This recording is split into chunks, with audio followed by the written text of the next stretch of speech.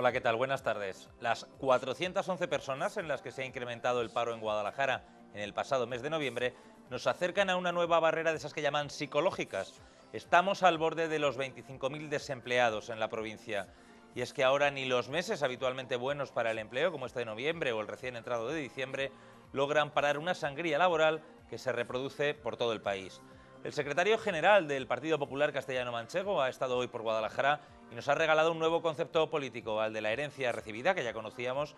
Tenemos que sumarle ahora la inercia recibida, que es algo así como que la mala dinámica económica en la que nos dejó Barreda es la culpable de que en los últimos 17 meses, los que han pasado desde que gobierna Cospedal en Castilla-La Mancha, la región tenga casi 55.000 desempleados más de los que tenía. Así son las cosas. Hoy hay 4.000 parados más en la provincia de Guadalajara de los que había en junio de 2011. Vicente Tirado dice que la creación de empleo llegará a medio y largo plazo, pero la desesperación de la gente es inminente, es de ayer y de hoy y de mañana. Hoy es martes 4 de diciembre, esto es 19 horas, comenzamos.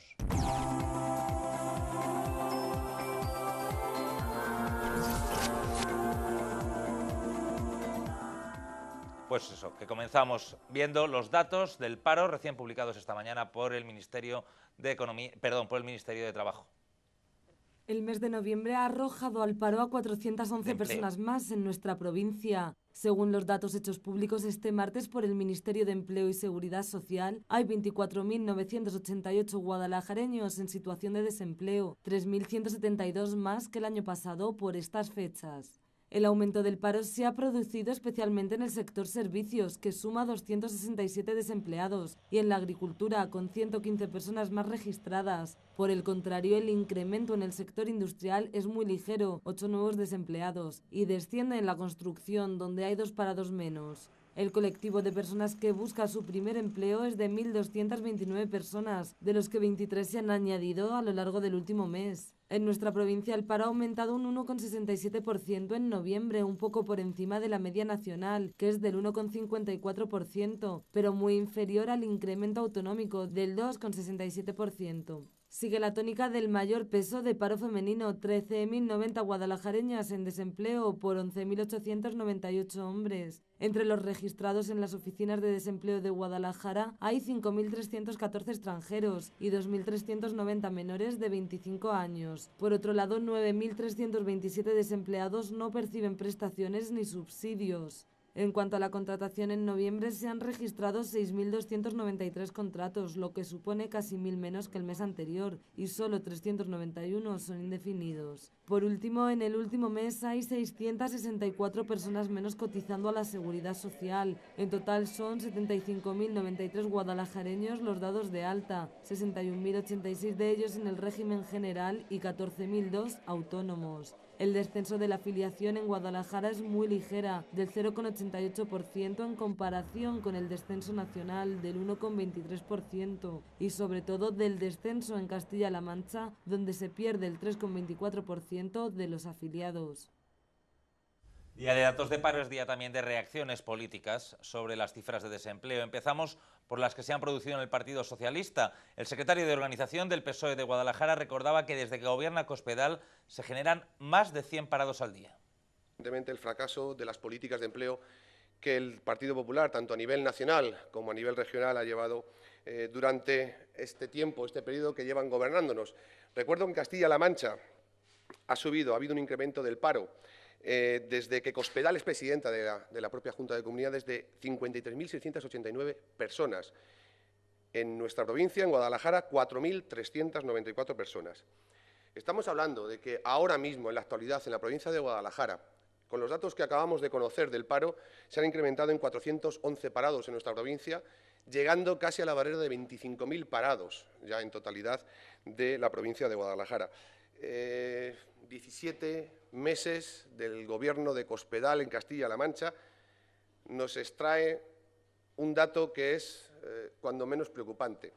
Esa persona, esa presidenta que proponía, cuando quería serlo, que la votáramos, que los ciudadanos de Castilla-La Mancha, los ciudadanos de Guadalajara, depositáramos un voto en favor del Partido Popular, diciendo que ella era el adalid del empleo, que ella iba a sacar del desempleo a tantas y tantas personas, a todas esas personas que tenían dificultades, resulta que lo que ha ido generando en nuestra comunidad autónoma han sido 105 parados al día, 105 parados al día, de lunes a domingo. Y reflejaban los datos una valoración importante. Este incremento del desempleo que hemos conocido en el mes de noviembre, que es prácticamente el peor que conocemos en toda la etapa histórica en que se conocen y sean datos de este caso, se ha producido por algo que podíamos haber valorado incluso también ayer, que es con todo aquello que nos ha supuesto la pérdida de empleos en la dependencia. 75.000 personas en España que han ido al desempleo de los últimos datos con las políticas que tanto el Gobierno de Rajoy como el de Cospedal están haciendo en esa dependencia que están dejando apartada, que están dejando a los discapacitados sin la posibilidad de obtener ayudas de apoyo de personal y que evidentemente es lo que está generalizando un grave perjuicio para toda la sociedad de Castilla-La Mancha y de Guadalajara en particular. Y desde el Partido Popular la reacción la tenemos en boca del secretario general del PP en Castilla-La Mancha, Vicente Tirado, que hoy visitaba Guadalajara. Habla de ese concepto que les comentaba al principio del informativo, de la inercia económica recibida. Mientras haya un solo parado, tenemos que estar preocupados y ocupados por el asunto fundamental que tenemos todos, que es luchar contra el lacra del paro. Hay que fijarnos en los datos positivos, en esos que dice que estamos creando contratos indefinidos. Hay que fijarnos también en datos positivos como son los datos de la exportación, porque cuando una economía exporta, al medio y largo plazo crea empleo estable.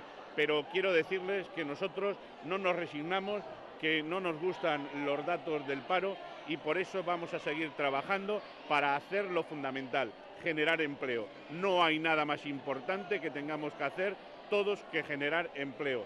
Por eso hoy que celebramos adelantado, digamos, el aniversario de la Constitución, donde se refleja el derecho al trabajo, yo creo que es fundamental que trabajemos todos juntos. Gobierno, partido de gobierno, partido de la oposición, la sociedad civil. Es el momento de llegar a un gran acuerdo para superar esta lacra del paro, para superar esta crisis. La realidad es que teníamos la peor gestión económica que nunca se ha tenido en una comunidad. Piensen ustedes que en Castilla-La Mancha era la región con mayor déficit de toda España. Era un caos, era un desastre económico, el despilfarro, el gastar y gastar del Partido Socialista ha hecho que esa inercia de derroche, de despilfarro, haya que tener destrucción de empleo.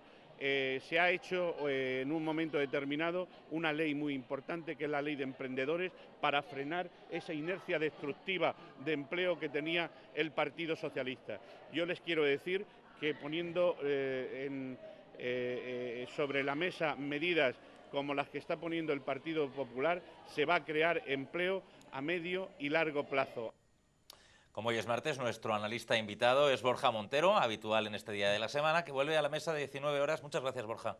Pues nada, vuelves con malas noticias. Sí, bueno, la verdad es que esto pues ya lo comentamos pues, todos los meses, porque lamentablemente ningún mes nos sorprende el Ministerio de Empleo con buenas noticias, y siempre tenemos que comentar lo mismo. En este caso han sido 411, si no recuerdo mal el dato, nuevos parados en Guadalajara, y sobre todo lo que comentábamos, esa cifra poco psicológica de 25.000 parados a las que nos estamos acercando muy peligrosamente. Yo recuerdo cuando empezó la crisis económica y Agustín de Grandes, el presidente de la patronal, aventuró eso de que llegaríamos a los 15.000 parados. Había entonces solamente 8.000 por Guadalajara y está la crisis rampando, estaba empezando, y nos llevábamos las manos a la cabeza con aquello de los 15.000 parados. Fíjate, ya estamos en 25.000. Varias cosas, sobre todo lo que ha dicho Tirado, medio y largo plazo. No sé si decirte largo nos lo fían. Sí, bueno, después de que el PP ha basado su campaña principalmente en la mala situación económica y en la mala situación de los hogares españoles, y con una gran deuda por un lado y con un amplio porcentaje de desempleo que encima se ve incrementado, pues al fin ellos no pueden ahora derrotarse en su propio discurso y decir no, esto es imposible de reconducir y no vamos a crear ningún empleo, ¿no? El empleo llegará, no sabemos cuándo, ni cuánto tardará, ni qué medidas hay que tomar. El problema no es que al ciudadano de a pie, al que está en el paro le digan que, bueno, que a medio y largo plazo va a haber empleo. Es que no se dan esas ideas o esas herramientas con las que el gobierno regional o el gobierno nacional pretenden que se favorezca la actividad económica y se cree más empleo. Y este concepto de la inercia, a mí me ha hecho gracia dentro del drama, ¿no? Antes hablaban de la herencia, hemos recibido esto muy mal, pero ahora ya hablan de la inercia. Estaba todo tan embaladamente mal, iba todo tan cuesta abajo y con tanta velocidad que no hemos podido detenerlo, sigue arrastrándonos esa inercia. Igual que lo de la herencia, pues lo de la inercia te puede valer para unos cuantos meses, incluso ya llevan 17. Incluso para un año, pero estamos hablando de eso, de prácticamente año y medio en el gobierno regional y prácticamente un año en el gobierno nacional. No sé yo si la inercia da para tanto. Es cierto que los datos económicos son malos y que creo que algunas medidas que se han tomado, como puede ser la reforma laboral, no ayudan precisamente a evitar que se destruyan puestos de trabajo, sino todo lo contrario, que lo facilita. El otro día los empresarios decían que sin la reforma laboral se hubieran destruido más. Eso, claro, eso es un futurible, eso quién lo sabe. Claro. Pero desde luego no ha frenado la destrucción. Sí, al final es cierto esto de la flexibilidad laboral de la que hablan, pero bueno, probablemente despidos hubiera habido los mismos y se hubiera recontratado, si no las mismas personas, a otras personas.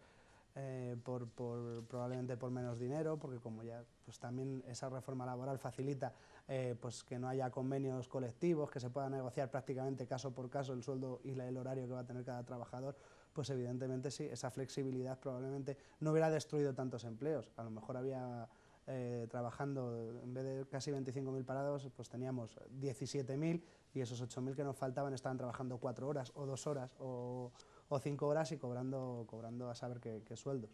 En fin, martes 4 de diciembre, día de datos, porque además de los datos del paro, hoy también tenemos una rueda de prensa muy espesa, muy densa en lo económico, y es que es el día en el que se ha presentado en la capital el proyecto de presupuestos para el año que viene. Por cierto, el presupuesto en Guadalajara sube, muy poquito, pero sube. El equipo de gobierno de la capital ha dado a conocer este martes el proyecto de presupuestos municipales para el año 2013 que se llevará a pleno para su aprobación el próximo 14 de diciembre. Unos presupuestos que en el conjunto entre el Ayuntamiento y los patronatos de Cultura y Deportes se elevan a 67 millones de euros. Presupuesto consolidado del Ayuntamiento de Guadalajara, es decir, el del Ayuntamiento de Guadalajara más el de sus organismos autónomos, para el año 2013 asciende la cantidad de 67.230.623 euros. Y el del Ayuntamiento de Guadalajara, solo descontando los dos patronatos, asciende a una cifra de 65.416.023 euros. Y supone, sobre el de 2012, un 1,79% más. Un 1,79%, que es un incremento más que moderado, teniendo en cuenta que ha habido que actualizar todos los grandes servicios, tanto según el IPC, como adecuarlos en un año completo al nuevo tipo del IVA, y por lo tanto solamente con estas revisiones esos servicios habrían crecido por sí mismos pues, en el entorno del 5 o del 6%. Quiere decir que ha habido se ha hecho un verdadero esfuerzo por contener el crecimiento del gasto. El presupuesto de la capital el próximo año viene marcado por las nuevas leyes de austeridad y techo de gasto dictadas por el Gobierno central, que impiden el déficit y dan prioridad absoluta al pago de la deuda pública. Y esto hace que para el año 2013 tengamos un techo de gasto no financiero de 61.027.284,4 euros. El presupuesto que se propondrá aprobar, el presupuesto para el año 2013, cumple esta regla de gasto porque nuestro gasto computable, ese gasto no financiero, la suma de los capítulos 1 a 7, menos una serie de eliminaciones que se hacen, es de 60.850.138,38 euros. Es decir, en lugar de incrementar un 1,7% el gasto con respecto a 2012, lo incrementamos tan solo un 1,45%. Y tenemos un margen de unos 177.000 euros en este límite de gasto que no vendrá mal, porque siempre a lo largo del ejercicio pueden surgir imprevistos. Además, la capital deja un remanente para gastos no previstos de más de 400.000 euros.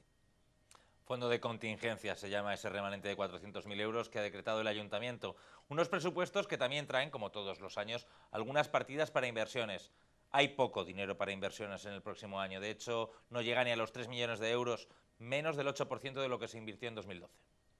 Las partidas de gasto más importantes en la capital en 2013 serán la limpieza, con 9,2 millones de euros, la seguridad ciudadana, con casi 8 millones, y el pago de los servicios sociales, con 4,5 millones. Para políticas de empleo se dejan poco más de 600.000 euros.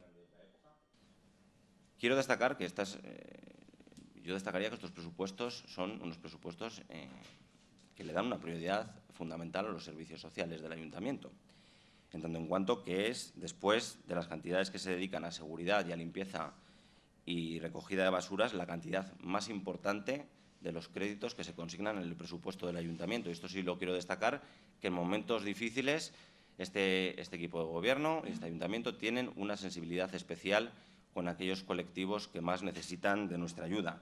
En cuanto a las inversiones, estas se han fijado en poco menos de 3 millones de euros, un descenso del 8,4% menos que en el ejercicio 2012. Las partidas más importantes serán las destinadas a la reforma del eje de Ingeniero Mariño o la recuperación del Parque de las Torres de Constitución. Hay otros 800.000 euros para arreglos en el casco histórico, pero no parece que en 2013 le vaya a llegar el turno a la plaza de Dávalos.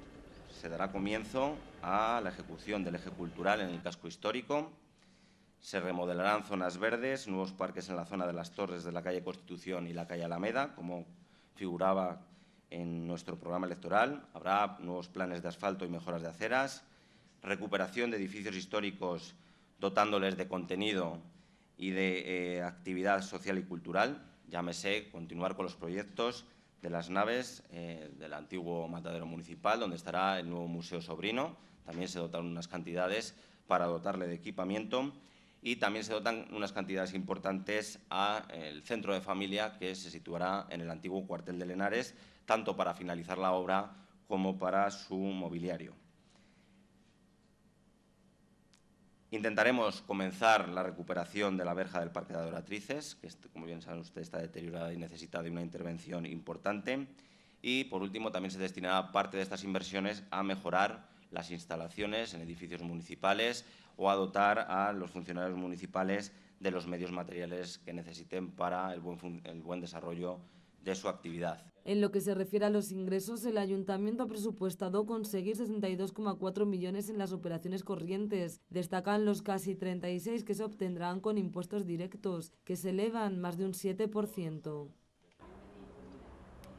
Pues aunque en el vídeo que acabamos de ver decíamos que parecía difícil que la inversión llegara a la plaza de Dávalos, porque el concejal nos ha dicho que no está en principio como tal presupuestado, ha habido un comunicado del Ayuntamiento hace un par de horas en la que nos decía que efectivamente había habido un error y sí está previsto el arreglo de la plaza de Dávalos en el año 2013. De hecho, hay 800.000 euros para obras en el casco histórico y principalmente son para esta inversión, y que el eje de Ingeniero Mariño, las obras de Ingeniero Mariño se van a hacer con remanente del presupuesto de este año. Pero en cualquier caso, solventado ese error, estas son las grandes cifras: 67.200.000 euros de presupuesto, un ligero incremento y muy poquita inversión.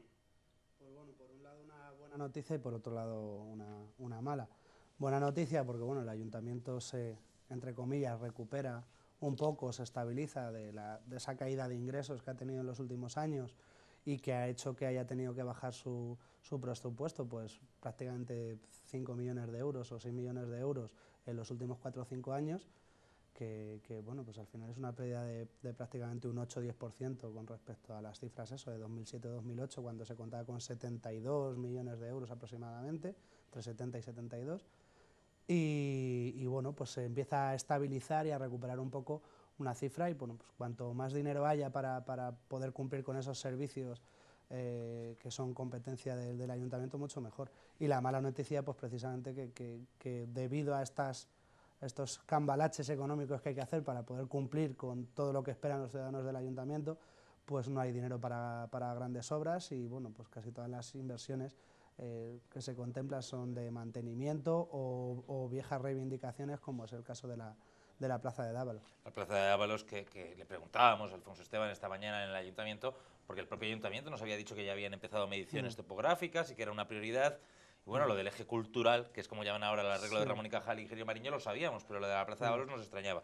Efectivamente sí está, de hecho es la inversión más potente y el eje cultural se hace con remanente de este año y el cuartel de Linares ya está presupuestado este año, lo que se presupuesta básicamente es el equipamiento para el año que viene. Bueno, no es mucha inversión, son 2 millones.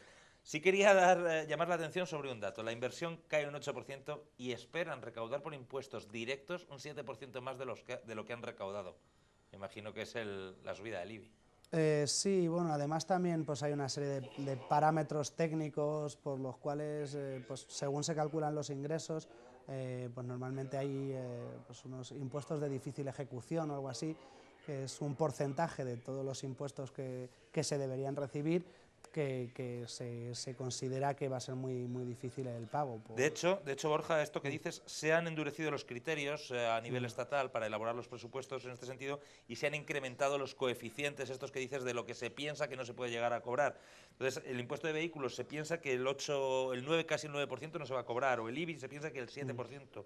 El IAE que el 5,25%, o que la tasa de basuras alrededor del 4% no se va a cobrar. Eso en una ciudad que habitualmente ha sido siempre muy buena pagadora. Claro, pues bueno, si tú comparas las previsiones, o sea, si rebajas un poco las previsiones que tienes del dinero que te va a entrar, evidentemente pues la recaudación, la diferencia entre la realidad y lo que se tiene previsto, pues evidentemente pues se acerca más y puede que sí que crezca un 7%, aparte de las actualizaciones de algunos impuestos y de algunas tasas que sí que gravan a los ciudadanos, y que bueno, en los últimos 2 años pues el IBI o el impuesto de vehículos o demás se han ido actualizando y puede que entre la actualización del IBI o que haya 1000 coches más en la ciudad, pues puede que sí que cuadren al final esos números y se llega a un 7%, parece quizá demasiado para un solo año, cuando no se han tocado excesivamente los gravámenes, pero Por cierto, puede ser. Nos han desglosado desde el ayuntamiento un poco qué supone cada partida y me parece algo muy educativo para la gente, para que sepa, bueno, a qué van sus impuestos, a qué van sus tasas, a qué va cuando pagamos las cosas, los impuestos que pagamos, ¿no? La partida más alta, un año más, es la limpieza viaria, son 9.284.000, un 14% del presupuesto. 14 de cada 100 euros que se gasta el Ayuntamiento de Guadalajara son para limpiar las calles y recoger la basura.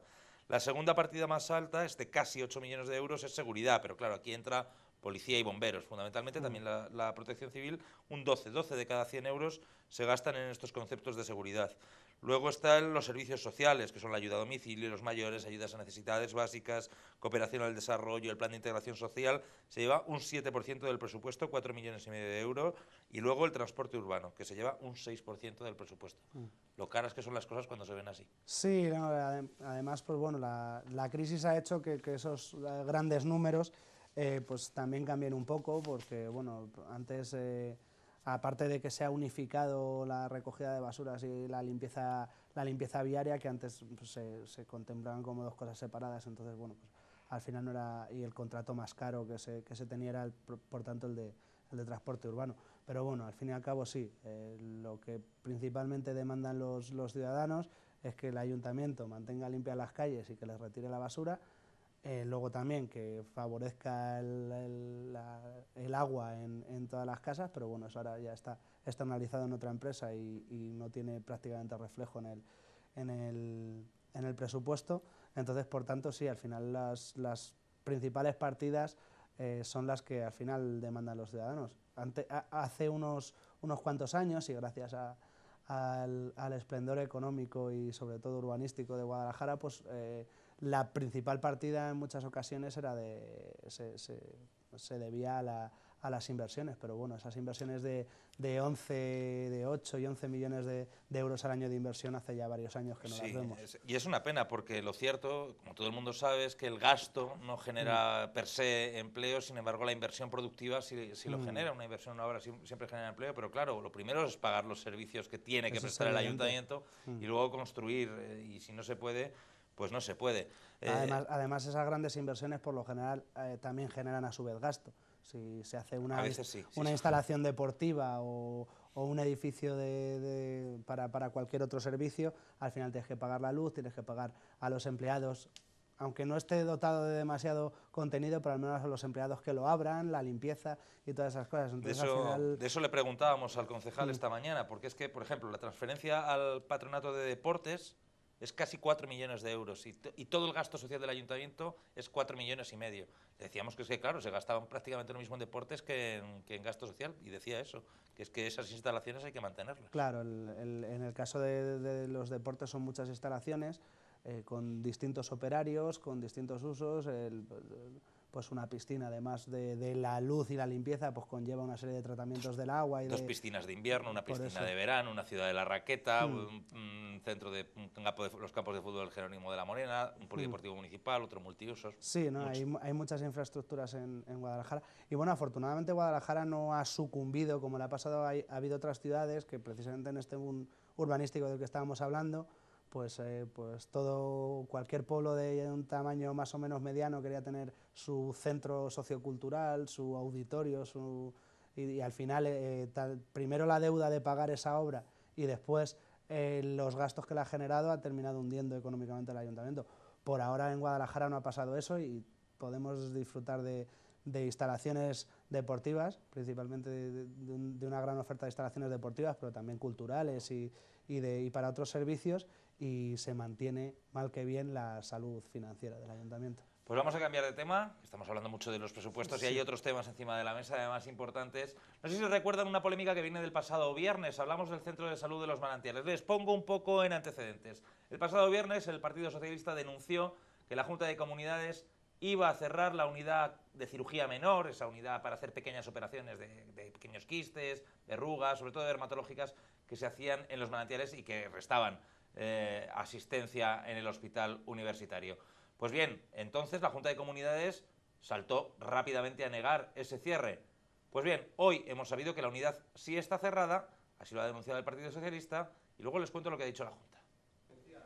El PSOE provincial ha vuelto a la carga este martes con su denuncia sobre el Centro de Salud de Manantiales. Como recordarán, la pasada semana los socialistas denunciaron el cierre de la unidad de cirugía menor de este centro y horas después el delegado de la Junta negó los hechos, asegurando que no solo no se iba a cerrar, sino que se iban a reforzar sus servicios. Ahora el PSOE asegura que Condado está mintiendo porque la unidad está sencillamente cerrada. Nuestra labor de control, como no puede ser de otra manera, nos personamos ayer lunes por la tarde, en el Centro de Salud de los Manantiales, en concreto enfrente de la puerta del servicio de cirugía menor, una puerta que estaba completamente cerrada, y al lado también había una puerta de consulta de cirugía menor también cerrada.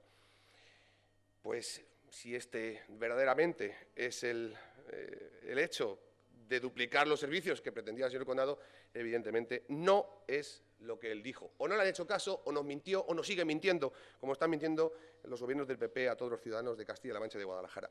Además de visitar el centro, los socialistas han desvelado un correo electrónico remitido por el coordinador médico de atención primaria a los distintos centros de salud en el que efectivamente se da orden a los médicos de familia de no derivar cirugías a los Manantiales. El día 20 de noviembre a las 9:36 de la mañana, el señor Felipe Chavida García, coordinador médico de atención primaria, escribió a todos estos centros lo siguiente: estimados compañeros, según instrucciones recibidas, os comunicamos que a partir de este momento no se remitirá ninguna derivación a cirugía menor de Manantiales. Se realizará interconsulta con dermatología, en la mayoría de los casos, y cirugía general, sobre todo con las uñas encarnadas. Ruego difundáis esta información con la máxima prioridad. Un cordial saludo. El PSOE dice que estos hechos, si se confirman, obligarían a José Luis Condado a pedir su dimisión. Una de dos: o nos ha mentido el señor Condado, como suele hacer, o le importan mucho más los toros y todo lo que deriva de la ley de los toros y de los espectáculos taurinos. Y si es así, si siguen mintiendo como tan descaradamente lo está haciendo el señor Condado, lo único que decimos desde el Partido Socialista es que ya va siendo hora de que este señor deje su cargo, de que nos deje de engañar. Pedimos, además, de manera bastante contundente, la dimisión del delegado de la Junta.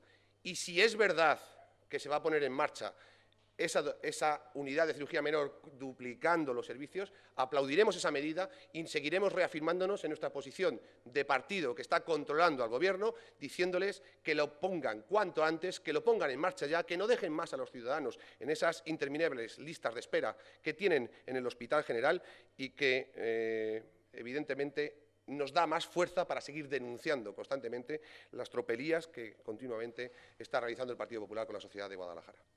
Si se ha quitado, que yo lo desconozco.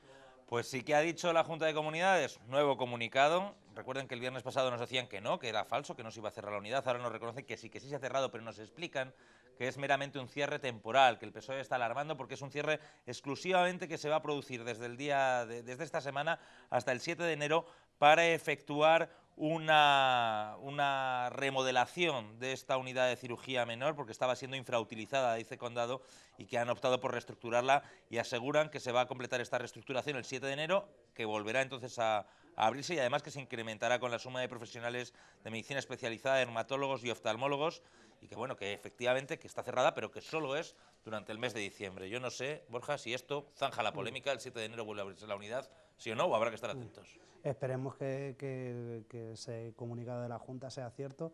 Es verdad que esto se podía haber solucionado simplemente sacando ese comunicado hace una semana. Quiero decir, hubo una época en el que quizá por el excesivo también protagonismo, el excesivo esas ganas de agradar que tenía la Junta en la época de Barreda, es verdad que se anunciaban obras o cualquier reestructuración de un servicio que en principio fuera para mejor, se anunciaban a bombo y platillo. Bueno, no a bombo y platillo, pero por lo menos sí que se enviaban unas notas de prensa y al día siguiente cualquier ciudadano lo podía leer en los periódicos de su provincia. Ahora pues tiene que ser el PSOE quien denuncie 2 o 3 veces hasta que por fin se explique a los ciudadanos esto, que esperemos que sea verdad y que el día 7 de enero pues se pueda volver a ir a Manantiales, esas pequeñas operaciones que no revisten mucha gravedad y que sin embargo pues es un instrumento muy útil para descargar al hospital de Guadalajara. Claro, porque si no ya está bastante saturado, ya están incrementándose bastante las listas de espera en el hospital, como para que estas pequeñas operaciones que se pueden hacer en centros de salud, pues bueno, pues también lo saturen. Pues hasta aquí esta primera parte del 19 horas de hoy. Ahora nos vamos a publicidad, unos minutitos, unos anuncios. A la vuelta tenemos de invitado a Juan José Cercadillo, el presidente del CESA, con el que vamos a hablar fundamentalmente de muchas cosas, pero fundamentalmente de las buenas noticias que conocíamos en días pasados referidas a la ciudad del transporte. Hasta ahora.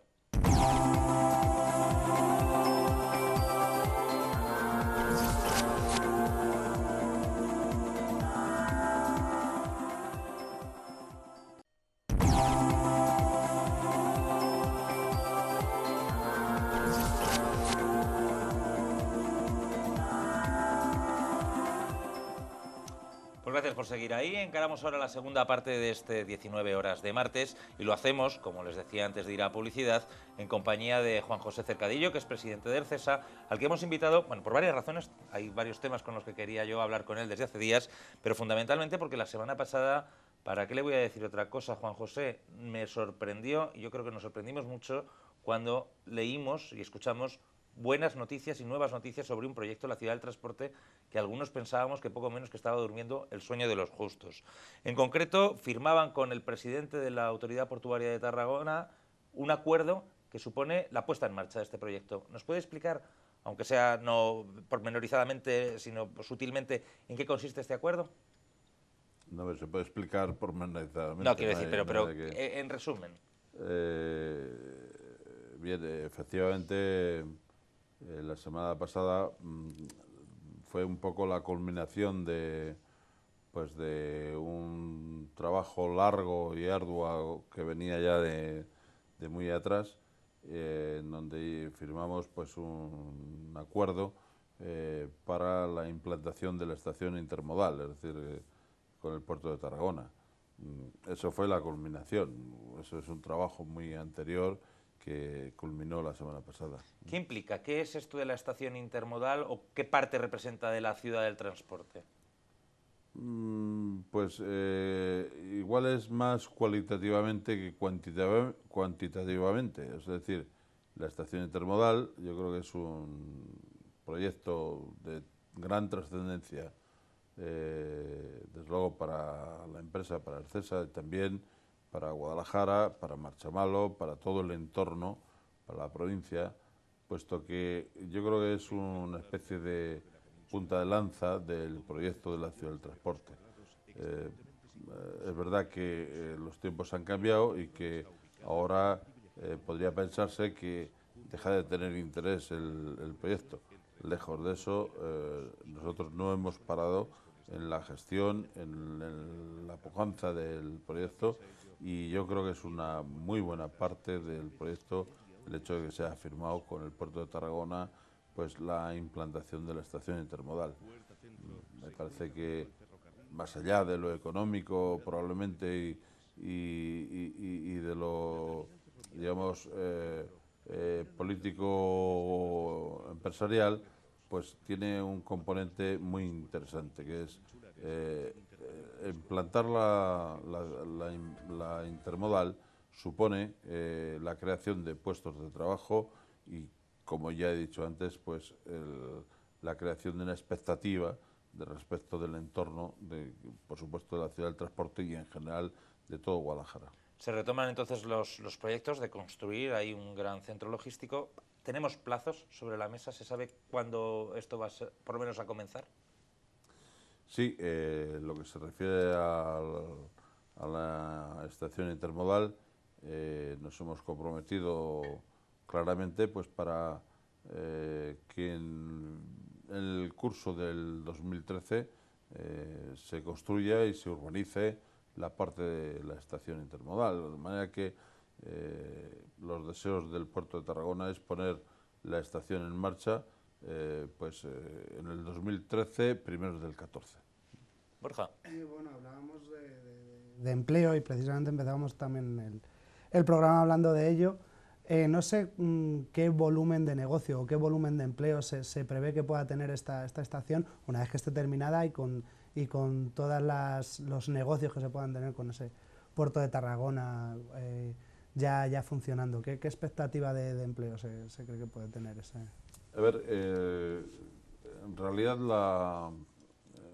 hay distintas fases. Una es la puesta en escena de la estación, es decir, el agente urbanizador, que somos nosotros, el promotor, lo ejecutamos. Después el puerto de Tarragona, que es el que lo pone en funcionamiento. Además, luego depende de operadores logísticos, operadores, compañías, sobre todo multinacionales, que serán los que operarán la estación intermodal. En principio, parece que inicialmente podríamos estar hablando de unos 200 puestos de trabajo.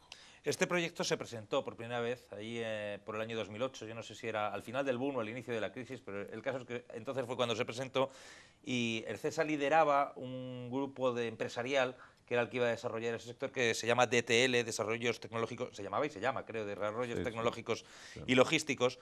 En ese grupo había cajas de ahorro, que ahora están dentro de otras cajas, otras inmobiliarias, otras empresas, algunas han sufrido muchos avatares.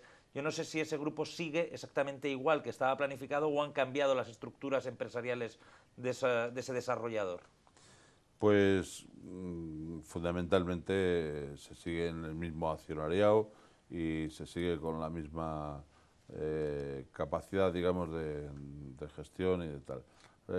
Ercesa es el mayoritario, como lo ha sido siempre, y los demás siguen estando presentes en el proyecto. ¿Por qué tiene tantas ventajas la ciudad del transporte que se proyecta para Guadalajara? ¿Qué es lo que tiene de especial que puede hacerlo tan atractivo? Yo creo que tiene muchas cosas que son fundamentales. Yo creo que hay una parte importantísima que es la ubicación. La ubicación es que tiene un componente que es el límite justo donde empiezan los trenes de cercanías, que eso tiene una frecuencia de ocupación de las vías muy recurrente, es decir, muy asidua. Continuamente hay trenes y, por lo tanto, los trenes de mercancías tienen difícil penetración hacia el centro de Madrid. Yo creo que eso es fundamental. Dos, estamos en una ubicación que es el nudo de la R2, en donde conectamos con, naturalmente, R2, Nacional 2, etcétera. Y yo creo que la ubicación es perfecta. Yo creo que eso es fundamental. Y después hay que tener en cuenta que Guadalajara y el corredor de Henares pues son futuros consumidores de la ciudad del transporte, consumidores del transporte ferroviario. Claro, señor Cercadillo, pero usted entenderá que con 25.000 parados, una tendencia de destrucción de empleo que no cesa, hoy hemos conocido las cifras, a lo mejor a la gente le cuesta imaginar el renacer de este tipo de proyectos, visualizar que ahí va a haber una ciudad del transporte, el mayor centro logístico del centro de España, que algún día esto volverá a arrancar y volverá a ser un motor económico. ¿Usted sí lo ve? ¿Sí lo ve posible? ¿Sí lo ve cerca? Bueno, primero tengo que decir que si no llevara 10 o 12 años apostando por el proyecto, pues a lo mejor lo vería de otra manera. Si llevo 12 años apostando por él es porque creo en el proyecto, siempre he creído en el proyecto. Y ahora creo si cabe más, es decir, ahora estamos en una situación de crisis, ¿verdad? Pero este tipo de proyectos, este en concreto, creo que está preparándose para la salida de la crisis y para pujar para el crecimiento de futuro. Creo que aquí no se acaba el mundo y por lo tanto tener buenas materias primas para el futuro es fundamental. Yo creo en el proyecto. Vamos a cambiar un poco de tema, porque el caso es que por suerte y por desgracia, bueno, yo creo que por suerte, para qué vamos a decir otra cosa, su compañía, Arcesa, ha estado directamente implicada en las 3 grandes noticias económicas que hemos tenido del verano para aquí. Y me refiero a la llegada de Yastel a Guadalajara, porque se han asentado en su edificio, en su sede, esta de la ciudad del transporte, la firma con la Autoridad Portuaria de Tarragona, y otra muy importante que dábamos el pasado verano, que es la llegada de Inditex a Cabanillas. Esta semana nos hemos enterado de que acaban de firmarse hace unos días la compraventa de los terrenos en lo que será el polígono de Cabanillas para la implantación de Inditex. Ya el 8 de septiembre el Ayuntamiento cambió el planeamiento, se anunció en verano, como decía yo, y hablaban entonces de que se podría empezar la actividad para 2014. ¿Siguen esos plazos encima de la mesa? Efectivamente. Primero aclarar que es verdad que la semana pasada se firmó el contrato de la venta del suelo a Inditex, pero que eso no hace más que culminar todo un trabajo anterior de muchos meses, por no decir más de un año. Ya había un protocolo firmado, no, o sea, se ha firmado, es el contrato definitivo, pero ya había un protocolo firmado. Claro, ¿por qué el protocolo? Porque se han tenido que dar las circunstancias y las formas para poder firmar el contrato. No se puede evitar decir que Inditex, como no puede ser de otra manera, es una empresa absolutamente seria y contundente y que se tienen que dar unas condiciones que hemos puesto encima de la mesa para poder firmar el contrato. Esto es lo que ha hecho firmar el contrato. Pero la verdad es que lo del contrato es lo de menos, porque lo importante es que ya hubo acuerdos anteriores que nos permitieron incluso empezar las obras que hoy día están a toda máquina funcionando. Las obras, las que tienen que hacer ustedes, entiendo, las de urbanización de ese sector, ya han empezado las obras. Sí, no, ya las hemos empezado y la verdad es que yo estoy francamente contento y orgulloso de cómo están funcionando. Hoy he hecho visita de obra in situ y la verdad es que sorprende y además es muy interesante el ver las obras cómo van, ¿eh? Por fin hay segunda piedra en ese polígono industrial, porque yo recuerdo haber estado en el acto de la primera piedra hace muchos años, sí, por fin hay segunda piedra. Sí, la verdad es que hubiéramos querido, naturalmente, haber avanzado anteriormente, pero las circunstancias no hace falta explicarlas, o sea, no permiten hacer otra cosa que no sea que a través de la seguridad de que lo que haces va a ser productivo y va a ser cierto, pues si no, no se podría hacer. Quería hablar de un poco de las obligaciones que tiene su empresa como urbanizadora de ese sector. Me imagino que les habrá puesto el propio Inditex unos plazos, ustedes tienen que tener terminado esto para tanto. Sí me gustaría saber cuándo es ese cuándo que dice Inditex y luego qué es lo que van a urbanizar. ¿Solo la parte que va a ocupar Inditex o ya urbanizan todo a la espera de que haya un efecto llamada? Bueno, primero se urbaniza todo, es decir, eso es sine qua non, es decir, de hecho las obras están en todo el polígono. No cabe urbanizar una parte cuando estamos hablando de servicios generales, es decir, de acometidas eléctricas, de saneamiento, de pluviales, etcétera, de conexiones de carreteras, se hace todo el polígono y se urbaniza entero.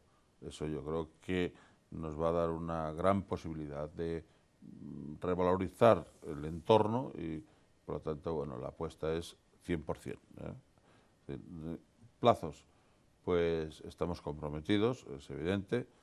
Inditex es muy exigente en el tema de los plazos, es, digamos, de los capítulos, el primero es los plazos, y yo creo hasta ahora los vamos cumpliendo y lo vamos a cumplir seguro. Más o menos en el mes de junio aproximadamente del año que viene estaremos terminada la urbanización. Entonces podrá empezar Inditex, me imagino, las obras de construcción de la nave logística que quiere implantar allí. No, yo creo que va a ser antes. Es decir, se compatibilizarán. Sí, es habitual que en el proceso de urbanización, pues bueno, depende del ayuntamiento naturalmente, que permita la licencia de simultaneidad, que es muy habitual en todos los sitios, y que, por lo tanto, Inditex empiece antes a construir su logística. Yo no sé si usted ve brotes verdes en el sector logístico, acuerdo en la ciudad del transporte, este polígono que se va a desarrollar, la llegada de Inditex, porque sin embargo al mismo tiempo nos hemos enterado, esto no tiene nada que ver con Ercesa, pero sí con el mundo de la logística, de un ERE, por ejemplo, en FCC. ¿Hay buenas perspectivas en el sector de la logística o esto es una apuesta? Mire, en realidad, decía esta mañana en otro medio, yo creo que tenemos que empezar a pensar que las cosas tienen fondo y que hay que tener, cuando menos, la expectativa o la creencia de que las cosas van a cambiar. No sé si llamaría yo brotes verdes. Lo que sí es cierto es que hay cierto interés de últimos meses, pues de implantaciones de logística. No es solo Inditex, hay otras empresas, pues ahí en el albur del mercado parece que hay cierto interés, pero desde luego con una cultura muy distinta de la que había hace no mucho tiempo, es decir, hace 3 o 4 años era otra cultura de la logística. Por ejemplo, aquí en este polígono en Cabanillas, pues teníamos la idea de que naves para pequeños industriales serían muy interesantes. Lo cierto es que, por desgracia, cae el sector de la construcción y entonces los auxiliares de construcción, los oficios y tal, pues no tienen la pujanza, ¿no? Sin embargo, lo que se refiere a logística, medio gran logística, sí hay peticiones, hay cuando menos interés, ¿eh? Y bueno, me imagino que tendrá usted sus cláusulas de confidencialidad y no me pueda desvelar nada que no deba, pero sí me gustaría saber, ¿ya tiene novias el resto del sector donde se va a instalar Inditex?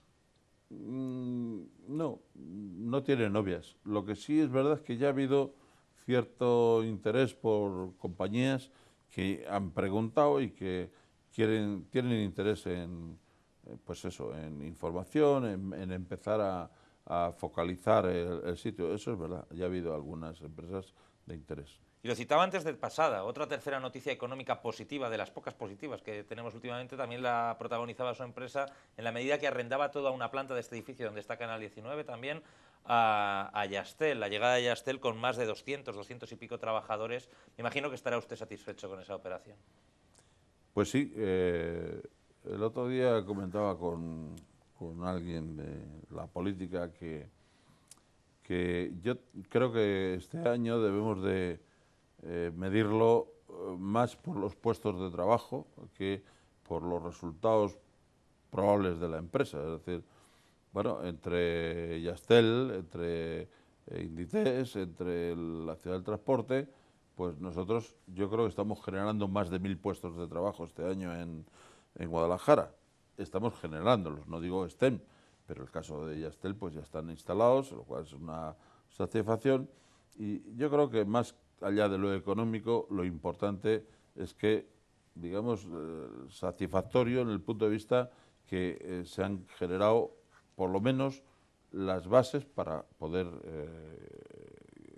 crear esos puestos de trabajo. Y la otra gran pata de Ercesa, lo que ha sido siempre su buque insignia, la construcción de viviendas, el mercado inmobiliario. ¿Cómo ve las cosas en el sector? ¿Hay alguna luz al final de este oscuro túnel en el que han estado metidas todas las empresas del sector en los últimos 3 años, 4 años? La verdad es que el sector, no hace falta explicarlo, está muy perjudicado, está bastante hundido, pero yo que empecé hace 40 años en este oficio, ya llevo varias crisis y estamos aquí. Y esto significa que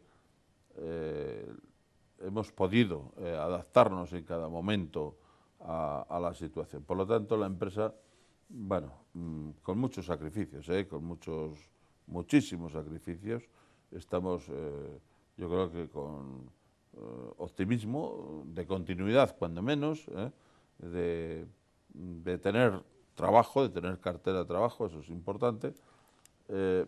Bueno, las ventas hoy se dan en las circunstancias que todo el mundo conocemos, nada tienen que ver los precios, nada tenía que ver las condiciones financieras, pero aún con todo eso, pues vamos andando.